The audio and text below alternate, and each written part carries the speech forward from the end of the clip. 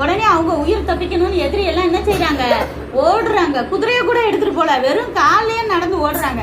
அவங்க அந்த டென்ட்ல யுத்தத்துக்காக வச்சிருப்பான் இல்லையா, குதிரை, அவங்க ட்ரெஸ்ஸு, சாப்பாடு, அவங்க அந்த பொண்ணு வெளியெல்லாம் எதிரி வச்சிருப்பாங்க இல்லையா. அந்த காலத்துல எல்லாம் நல்ல எல்லாருமே நல்ல வசதியா இருந்திருக்காங்க. இப்போ பொண்ணு வெளி எல்லாம் அவங்க கூடாரத்துல இருக்கிறதெல்லாம் அப்படியே விட்டுட்டு என்ன செஞ்சுட்டாங்க, ஓடியே போயிட்டாங்க.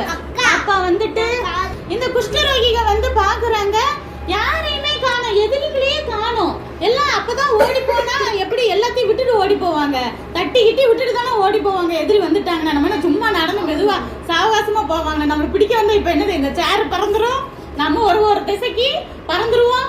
இப்ப ஏதாவது என் செயினுக்கு அவுந்து விழுந்துருச்சுன்னு வச்சுக்க, நான் அதை கவனிச்சிட்டு இருப்பேனா, ஓடுற அவசரத்துல எதிரி வந்துட்டா எல்லாம் பறந்த ஏஷா பிள்ளைங்க ஷாலு கீழே எல்லாம் பறந்துரும். அப்படித்தானே? அது மாதிரி அவங்க அங்கிட்டு ட்ரெஸ் எல்லாம் அப்படி அப்படியே கொட்டி கொட்டி கிடக்கு. என்னடா